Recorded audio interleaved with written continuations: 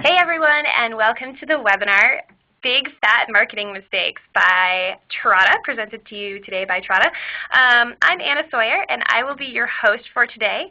I'm just going to go over a couple of logistics before we start, and then we will get into the content. So first of all, this webinar is absolutely being recorded, and you will get a follow-up email later today with the slides and a recording and a best practices guide. And so if you have any audio issues, please just type them into the chat box. We'll try to get you sorted out, but if you miss anything, you will get a recording in your inbox later today. If you would like to tweet about the webinar, please use the hashtag #marketingmistakes. We will choose one tweeter at random and give you a $25 Amazon.com gift card. So if you get anything of value out of today's webinar, and I hope you will, please go ahead and tweet out any nuggets of cool information that you get. Use the hashtag, and you could be walking home with a $25 Amazon.com gift card. Pretty awesome for the holidays. Finally, if you have any questions, please go ahead and type them right into the chat box, and I'll get to as many questions as I possibly can at the end.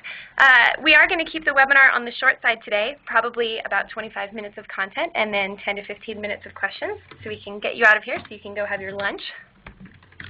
Finally, I'm Anna Sawyer. I'm the marketing manager here at Trada, and I've made a lot of these mistakes myself.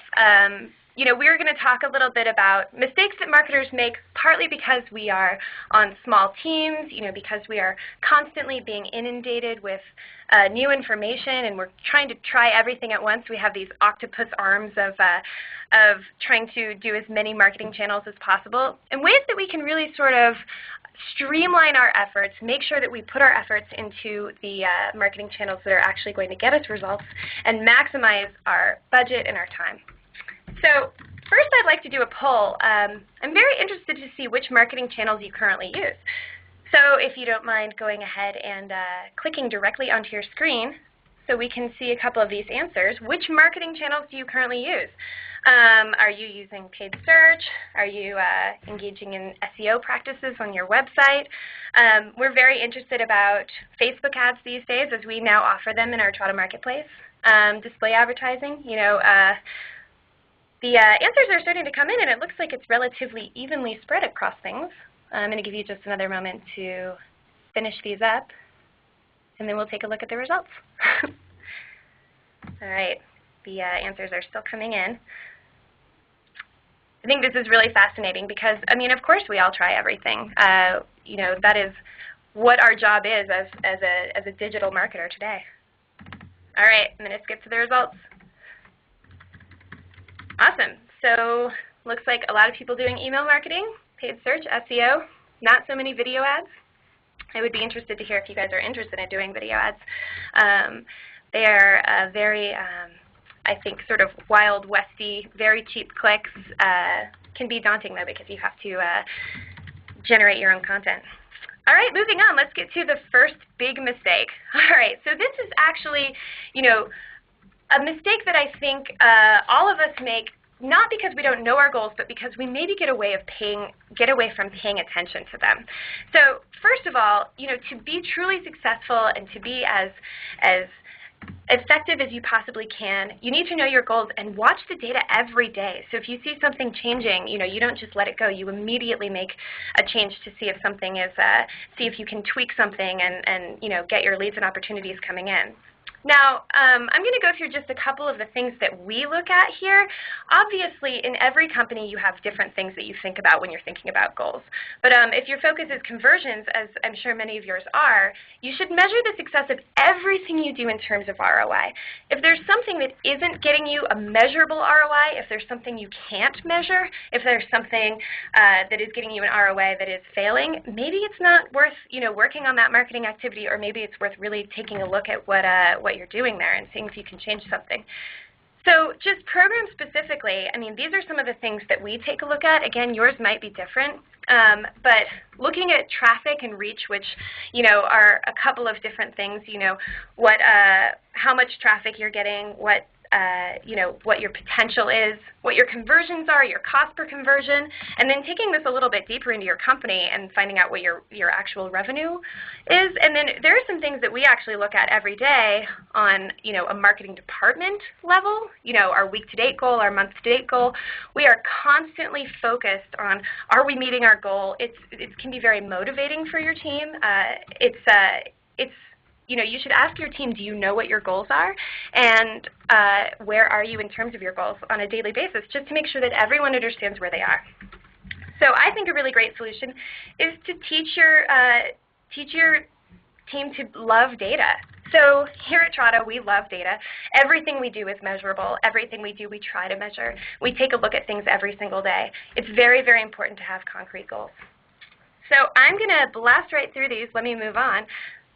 Next up, targeting everyone. This is a pretty common mistake, especially with companies that have a lot of different types of customers or a lot of different types of products. You want to make everyone happy.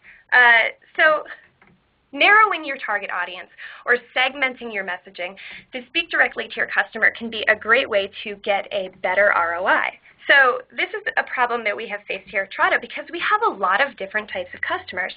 And while it may seem that you talk to smaller direct advertisers and enterprise advertisers in the same way, you really don't. You have to talk to them in different ways. Smaller direct advertisers are interested in sort of the fundamentals of search there or online advertising. They're not sure, they're confused, whereas enterprise advertisers are, they have a much more sophisticated view, and they're looking for a tool that can help them get that little extra percent. And so these are these very different types of messages, and we have struggled so much here. What message do we have on our homepage? What messages do we use in email marketing when we don't exactly know who we're targeting? So a solution that I would recommend is thinking about ways to sort of choose your battles. And there are some great tools that you can use for this. Google Analytics, AdWords, Optimizely, these are great ways to test your messages, see what's working, see where people are clicking on your site. Optimizely is an excellent tool. This is an A/B testing tool that you can put right on your website to see which messages are working. I'm a big fan. So let's move on. Here, big mistake number 3, you don't follow up right away. Now, as marketers, we know that we have to work very closely with our sales team. We know that we have to, ensure that once we get a lead or, a sale and we and we need to pass it on to our sales team. And again, this is sort of a more lead generation focused section, but we need to make sure that we follow up with the sales team to make sure that people are being called right away. So one of the big mistakes that you can make is not following up with leads right away. So there's a great deal of research across the web that says that if you don't follow up within 48 hours, you have diminishing returns after then, and just increasing diminishing returns in terms of being able to convert a lead. So test your follow-up times. See if maybe following up 1 day later, 2 days later, a few hours later is the best possible way to go. And then finally, if you have leads who are not ready to convert, consider developing a lead nurturing program.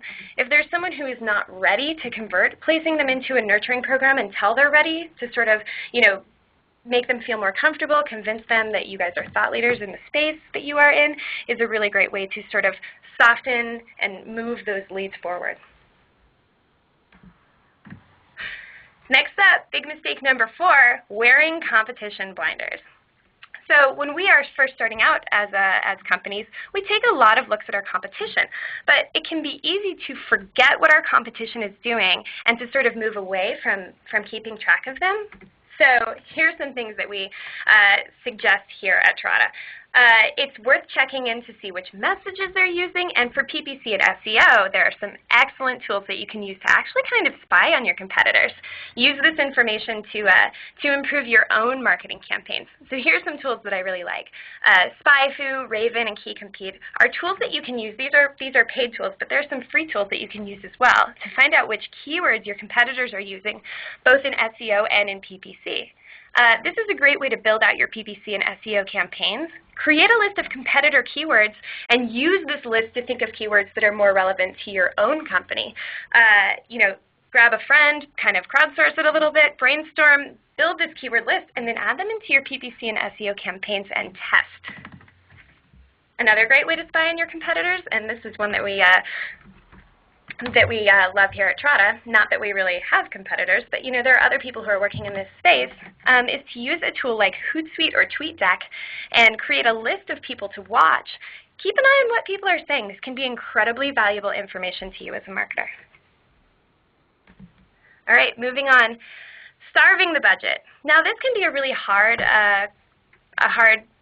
thing to face for those of us who are working on marketing teams that are small, marketing teams that don't have a huge budget. So it can be, difficult to convince, other people at our company that we need a larger marketing budget. If you have a smaller marketing budget, there are some things that you can do to make sure that you maximize it. So if you're very, very limited, it's a good idea to spend budgets that are very predictable and measurable. So PPC advertising is one of these. One of the reasons that I like PPC advertising is because it is, once your campaign is going, very, very, very predictable. If you are hitting a specific cost per action, say your cost per action, your target cost per action is $10. If you can get a positive ROI on $10 for a conversion, and you are getting that in your PPC campaign, if you just pump up the budget, you will continue to get that positive ROI. And so it is actually a very good argument when trying to ask for more budget to say, you know what, you got to spend money to make money, and right now we are hitting this positive ROI. But you do need to remember to be realistic about your click-through and conversion rates. So if you have a very low budget, it can be hard to get those measurable results. Keeping in mind that, of course, depending on what space you are in, you could actually only be getting a 2% conversion rate. You have to get 98 clicks to be able to get a conversion. So if you have a really, really small budget, that could only be a few clicks a day. So it might not be enough. So here are a couple of my favorite cheap marketing ideas. I'm a big fan here of reciprocal partner marketing, cross-promotion, working with other like-minded companies. One of the best things about this is that it's a sort of you scratch my back, I'll scratch yours type of situation. You can write blog posts for each other, share partner webinars. You could release a report or a brief together. These are really great ways to not only make friends in the industry, which is an excellent marketing tactic in itself, but also to gain credibility, to get access to other people's lists. I recommend very, very much doing reciprocal partner marketing. Another great cheap marketing idea is to build out your referral program. So depending on whether you are an e-commerce company or a lead gen company, no matter what your goals are, referrals are incredibly valuable. And the reason is when people say, hey, I liked this, and I'm willing to tell my friend about it, that is a very, very qualified lead or a very qualified sale. So building out your referral program is an excellent way to, with not much budget at all, make sure that you get these very qualified leads in. So we are trying out a tool right now called zfurl.com, and we are very happy with it. It's affordable, and it's a really great way to track your referrals. Next step, a cheap marketing idea is getting your customers involved. So case studies are basically free to produce aside from your time. But also, you can ask a lot from your customers. Social likes is something that I can't even, explain how powerful they are. They have this great social proof. When a friend of yours says, I like this, you trust your friend. We see a lot of ads from Bing saying, see what your friends like. Your friends are saving you from yourselves by telling you what they like. I don't know if you guys have seen those television ads. But it's absolutely true that social proof is a really, really great way to convince customers that you guys have a great product. And then finally, as a cheap marketing idea, being part of the conversation. Now, I did mention before that you should only engage in activities that are incredibly measurable. I believe we had a webinar a few months back about measuring social ROI, so you should check that out on our resources page at trada.com/resources. It is one of the more difficult marketing channels to measure, but it's definitely worth remaining a part of the conversation.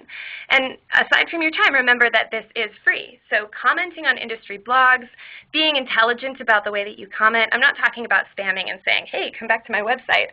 But if links are allowed, this is a really great way to build SEO and also to build credibility. and more importantly, to stay involved in the conversation and to know what else is going on. All right, big mistake number 5. Oh, we're still there. Don't forget, you have to spend money to make money. So I just want to reiterate that if you are hitting a positive ROI in one of your marketing channels, making sure that you have the ability to pump up the budget there, because I mean, if you are hitting that ROI, spending some more money will actually beget you more leads or sales. So it's definitely worth measuring. This can be a very good argument in favor of getting some more budget. So here's one, counting on one touch point. So we may have all heard the rule of 5 before, the idea that you need to touch a customer 5 times in order to be able to convert them. So I am a huge fan of retargeter, display advertising, and Facebook ads. We call these assists to keep your product in the mind of the customer. This is why it's so important to have a multi-channel approach when it comes to digital marketing, because having your brand or your product in the mind of a customer while they're surfing around the web is an excellent way to bring them back to your site. So I am really, really into the idea of retargeter. If you haven't heard of it before, this is how it works. You place a piece of code on your website, so if somebody comes to your website, it then sort of follows them around the web, placing ads on sites that they're on. Now, this can be great in a couple of ways. If this is a really savvy customer and they know about retargeter, they're going to think that you are this very advanced digital marketer. And for those customers who are less savvy and have never heard of retargeter before, they may be very, very impressed that you have an ad on ESPN.com. So we have seen really great returns with this, and bringing people back to your site using retargeter is an excellent and affordable way to use these sort of assists. All right, big mistake number 7, selling only to your new customers. Now, this is something that can apply both in a lead generation or in an e-commerce type of situation. Selling to using upsells and loyalty programs, these are ways to get customers to come back to your site and make another purchase, or to get them to add some more budget or try a new product of yours. One thing about a customer, especially one who has just purchased from you, is that they are already your fan. So here are a couple tips to make sure that you sort of retain information about that customer, try and get them to come back. The thank you page. I think a huge missed opportunity in many people's marketing is their thank you page. So the thank you page is the page that comes after the conversion, after the sale, or after someone fills out a lead form. And using the thank you page to offer a coupon for next time, especially one with an expiration date or one that they can share with a friend, is an excellent way to make sure that this customer comes back and buys from you. Also, social media. Placing social media buttons on your thank you pages can be utterly invaluable, because if you think about it, if someone has just made a purchase with you, they're excited about your brand or your company. They're already your friend. They want to follow you now. So once you have them in your network, then you can market to them again. So here's an example that I like very much. I think this is actually really clever. Here on the thank you page of Liveball, they have actually set it up to make it incredibly easy to tweet and share with their friends. Another really great tool is bigdoor.com. We did a webinar with these guys a couple months ago, and I'm a huge fan. So gamification is the idea of placing sort of game mechanics and game theory and incentive things on your non-gaming website. So they use a lot of social influence stuff, and here's this great graph from them to show that they have increased site engagement, 7 times more likely to register, 3 times more likely to return. Again, this is a really great way to actually bring customers back who already like you. This is a huge missed opportunity if you're not marketing to people who are already your customers.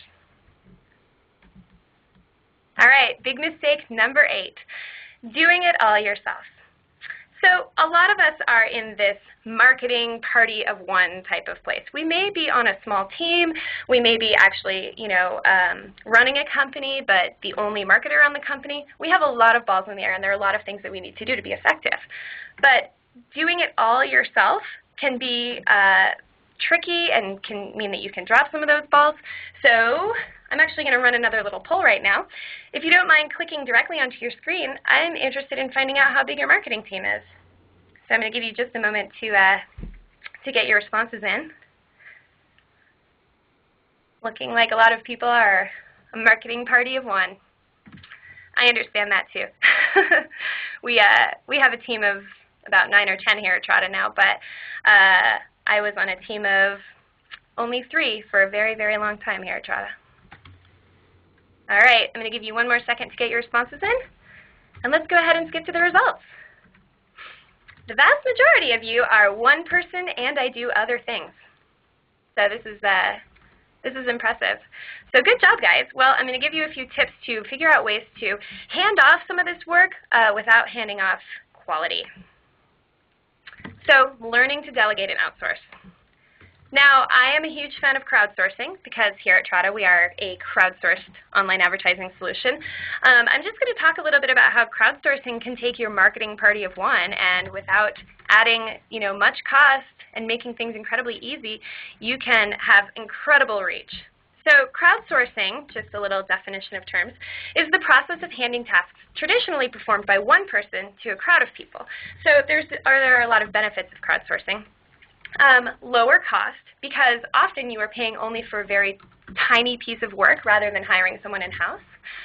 You can get a wider range of talent than you can probably get in your community alone, because crowdsourcing is web-based. When many people work on a problem together, you get this great diversity of thinking. Also, hiring is simplified. If you need to hire someone to be a copywriter for you, you have to run interviews, you have to fill out W-2 forms, you have to bring people into your office, you have to buy this person a desk. But when you crowdsource, there are so many ways that you can save time with hiring and just get the work that you want. And then finally, you can get fast results. With many of the crowdsourcing solutions that we've used or that we know, you can get results today or incredibly quickly. And there are so many things that you can use crowdsourcing for. Content creation, outsourcing your content, translation, graphic design, and video. These are some of the most popular ones. Here at Trada, we offer paid search and online ads. Microtasking is an interesting one because you might need some weird, discrete task performed, and for you to find this person on Craigslist or something to perform this would be very difficult. But with microtasking, you could hire someone on the web, make an offer for how much you'll pay them, and if someone out there is interested in doing this job, they'll do it for you, and you just have to pay them however much you agreed. Big fan of crowdsourcing. So we actually did a 4-part webinar panel series on how you can use crowdsourcing as a small business marketer. All of those webinars were recorded. You can get the slides if you just go to trada.com/resources. All right, moving on. Big mistake number 9, having tunnel vision. So this is something that I like to talk a lot about. I consider myself to be something of a champion of using what you learn across channels, especially because we spend all of this time caring about data, measuring data, looking at our data. So we really should be using it. So here is an example that I think is very powerful. So I like to use paid search for message testing. Paid search is just basically built for message testing. You can build an ad, you can build an ad group, connect it to 4 ads, and almost instantaneously get data to determine which messages are working. Now, these are tests that you should constantly be, working with. These are tests that you should constantly be updating. But if you have an ad that's performing very well, you can determine what message was used and use it for a new landing page. Build a little SEO program around it. You might want to use that message in an email headline or in a display ad or a print ad, which is harder to measure, or in some sort of social offer. There are so many ways that you can use the messages that you determine that work across channels. All right, next up. This is a big mistake that I am very guilty of. I like to call this one too many cooks in the kitchen. So here at Trada, we have a marketing team that is growing, but it grew from something very small. So back in the beginning, I was running not only webinar programs and integrated demand gen, but also running our website and running our paid search programs and running our SEO and making our videos and running our video ads, all these things. But as we've added more people to our team, and also our CEO, who is excellent and very involved, everyone is logging in and making changes to our, campaigns and testing different things. and it can be something of a problem. Too many cooks in the kitchen can ruin your A/B testing. And also, and we have seen this issue, sort of with writing content. If many, many people are accountable for one thing, it kind of turns into the situation where nobody is really accountable. So these are some of the problems of too many cooks in the kitchen. My solution is that each tool and channel should have an owner, and you should determine who that owner is, and that owner should be responsible for that. If you have to stop giving people logins to things, maybe that's the answer. And then to keep everyone honest about deadlines, we use this great tool called Compose. Compose allows us to sort of keep everyone on track with deadlines for creating content for blogs. We can post right to WordPress. It's a great tool. I definitely suggest checking it out. All right, next up, getting married to the way you do things. I put this one last because I think this one is particularly poignant. So one of the problems with being on a marketing team that's moving very quickly is that sometimes you need to find solutions that aren't the best solutions. And then sometimes those solutions become a way of life. I think this is something that we do in our personal lives as well. Maybe your windshield has been cracked, and for the first week, you were like, I can't see through my cracked windshield. This is terrible. But within a week or a couple of weeks, and now it's been a month, and now it's been a year, you're looking through this cracked windshield, and you don't even see the crack anymore.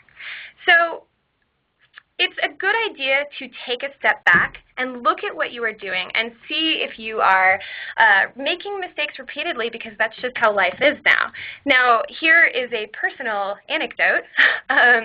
We built some landing pages a while back, and we were in a big hurry, so we built them not to be super, super optimized. They weren't that good. Not all the stuff was above the fold. But, because we were moving so quickly, we just started copying those landing pages and making more landing pages. And we just kept making those landing pages. And the landing pages kind of sucked. So we had to take a step back and say, okay, these landing pages suck. It's time to fix them. I'm sure, or I feel confident, that if you were to take a look at some of the things you do in your marketing practice, you would see a few things that are like that cracked windshield and that maybe could use a fix. Because actually, I think driving around with a cracked windshield is illegal. So I want to move into a conclusion, which is that we all work so hard. And of course, we all hate the idiom, work smarter, not harder. But there are some changes that you can make to your marketing program, whether it's just little things that you've been doing sort of poorly for a while, or whether it's being more tied to your goals and making sure that your team cares about goals more.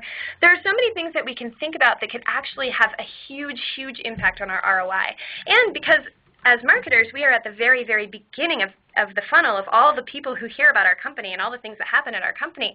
They can directly impact the success of your whole company. So if you want to be a hero marketer, it's a good idea to sort of go back and look at these things that we're all doing kind of poorly and fix them up.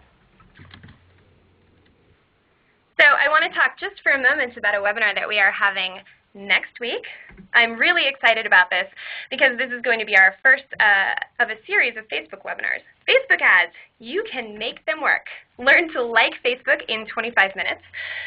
If you are interested in being automatically registered for this webinar, please just go ahead and type sign me up into the chat box, and you will be signed up for our regular webinar series where we have a webinar basically every Thursday. And this one's going to be great because we have Facebook expert Chad Hacker in the house, and he has really, really valuable insight. I think Facebook ads are something that people consider to be daunting. They consider them to be not very measurable. They consider them to be not very successful.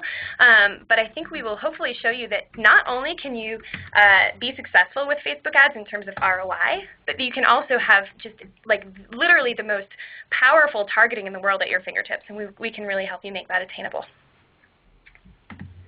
So I want to take just a brief moment to talk about how Trada can help you scale your online advertising. As marketers, we have a lot going on. We're doing a lot of things. Trada is one of those solutions that allows you to outsource the work while still maintaining control. And believe it or not, it actually doesn't cost any more than if you were to do it yourself. So briefly how the sausage is made, Trada has thousands of online advertising experts, and they do PPC and Facebook ads for you. They actually do all of the work while you manage it from a high level. Because there are multiples of them working on your campaign at the same time, you get this great diversity of thinking. You know, with Facebook, targeting can be very complicated, and because humans are working on it, they're making these intuitive decisions, thinking really hard about targeting. Because there are multiples working on your campaign, they have time to constantly optimize. Now, as busy marketers, one of the things we maybe struggle with is logging into our PPC and Facebook ads campaigns every single day and making changes like we know we should, but maybe our campaigns are floundering because we aren't really doing that. And then finally, you can run on Google, Yahoo, and Bing all at the same time. Oh, and Facebook. This is one of our customers. This is Spirit Hoods. They've been a customer of ours for about a year. They're a very cool company. They make these crazy faux fur animal hoods. And they have 15 paid search experts working on their campaign. They've increased their sales revenue by 400%, and their cost per click by 58%, just by using Trada. And best of all, they can just hand their PPC off to our experts, and it doesn't cost any more than if they were to do it themselves. There are actually no fees to use the Trada Marketplace. So if you're interested in a demo, please just type "I'd like a demo" right into your chat box. All right, it's time for questions. I've seen the questions come racing in here. If you will give me just a moment to get organized, I will start answering them. All right, so first up, Ellen says, can you talk about the A/B testing tool Optimizely? All right, so I think I mentioned this briefly. Optimizely is a tool that you can put on your website to create really easy A/B tests. Now, there's also Google Website Optimizer, which is a tool that works in a similar way. I'm just a really big fan of Optimizely, and that's optimizely.com, I believe. They actually have a really great website, too, because you can test the tool right on your own website without signing up. It's super affordable. We use it here at Trada. It basically allows you to design different versions of your web page without any development help, without any design help. You can test copy, you can test images, you can test all kinds of stuff, and they give you really great stats. So I'm a huge fan, and I really suggest you guys check that out. All right. I'm going through all the questions.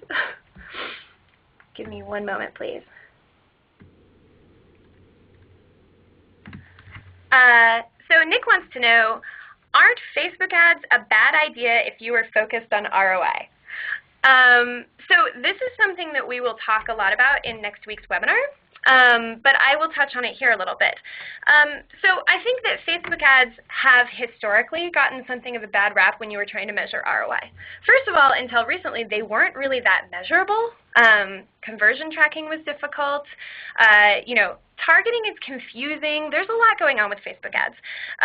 But now things are actually a lot more measurable. You can track conversions, and there are a lot of things that you know, that you have to think about differently when comparing Facebook ads to paid search. So one thing is, Facebook users generally don't like to leave Facebook when they're in Facebook. So driving traffic, driving clicks to an external page, a page outside of Facebook, a page on your website with a conversion form on it hasn't been working so well.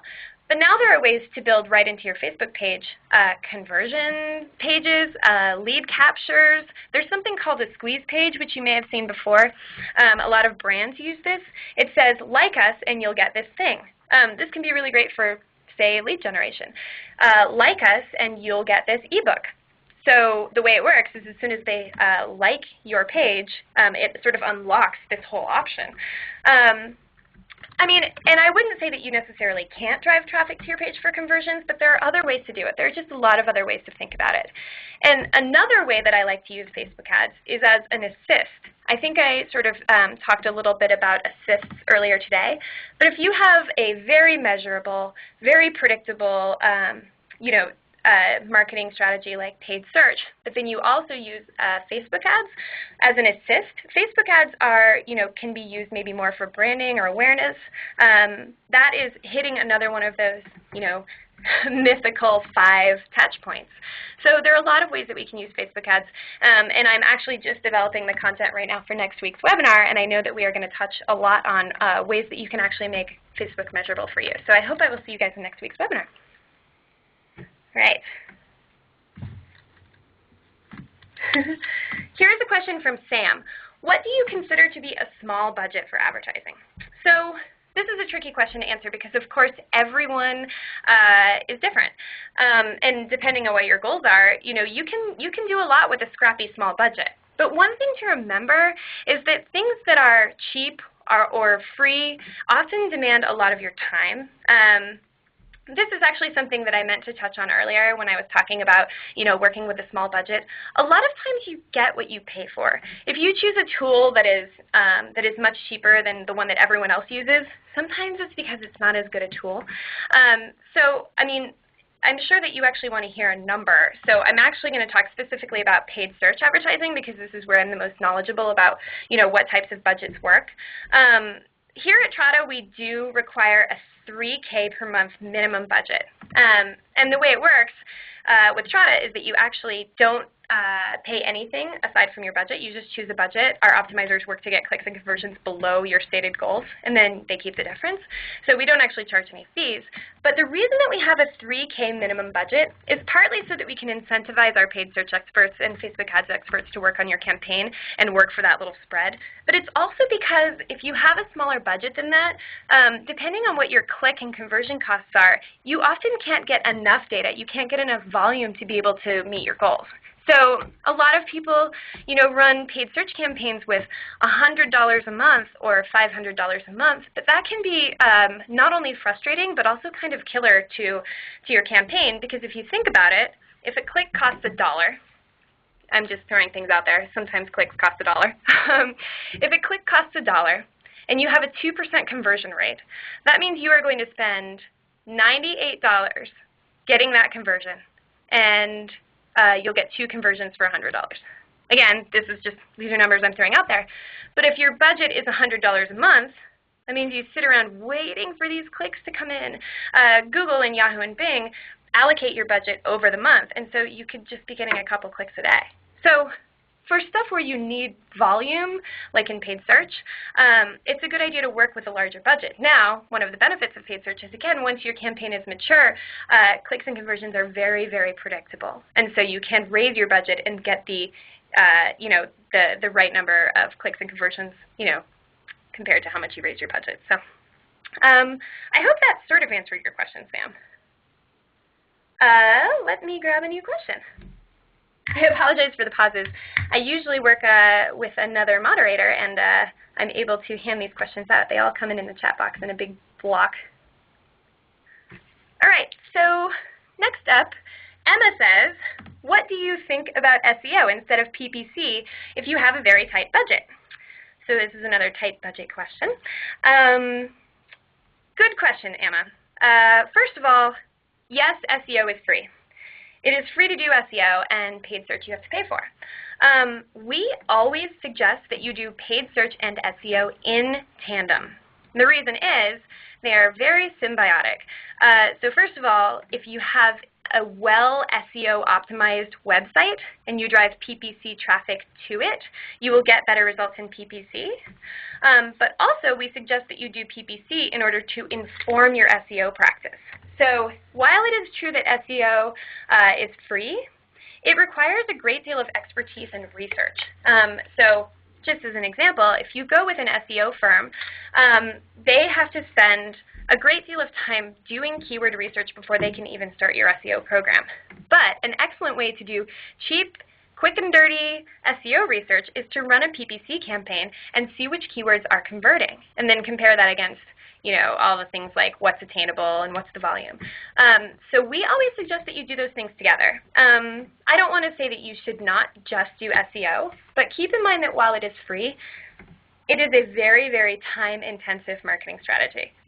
So again, we're big fans of SEO over here, but we think that you should always do them in tandem with PPC. All right, moving on. Here's a question from Bonnie. For a new company who is starting PPC, how do we begin to establish a conversion rate and budget? So I will just speak from how our account managers do this here at Trada, especially if you are in a space where there are other companies. We can actually look at click and conversion data from other companies and take a look at any other marketing activities that you've done before, but a lot of it is actually just testing. So we would work with you to look at other people in your space, and then we would set some goals. One thing about Trada is you can always change your goals. Later on if you realize that you've been bidding way too high or asking for too high a conversion rate. But a great thing about PPC is that you get this data very, very quickly. All right, one moment. I'm just reading all the questions. So here's a question from Dave. In mistake number 8, you listed content creation as one of the tasks that can be crowdsourced. Can you give an example of, or referral to, crowdsourceable content creation? Absolutely, Dave. So I am a big fan of the company Servio. The URL is actually serv.io. One of the best things about this content creation crowdsourcing company is that they have a style that allows you to end up with something that is very, very close to, if not exactly what you want. So one of the fears of outsourcing content is that the cleanup will be more work than writing the content itself. And so they have a sort of assembly line format where if you need super, super expert technical work, they actually have an expert who comes and does it for you. So here's an example. And we did a webinar with them a couple months ago. So this is the example that Mark Chatow from Servio gave me. He said that they have a client who needs very technical medical writing. And so they actually have a registered nurse on staff at Servio who, after the copywriters write the copy, goes through and checks it.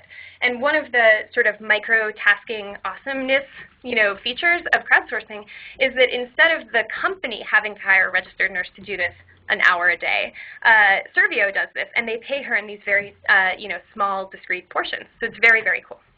So I'm a big fan of Servio. Check it out. I hope that answers your question. So it looks like we have about 2 minutes left in the webinar. So I'm going to take one more question. Let me grab one.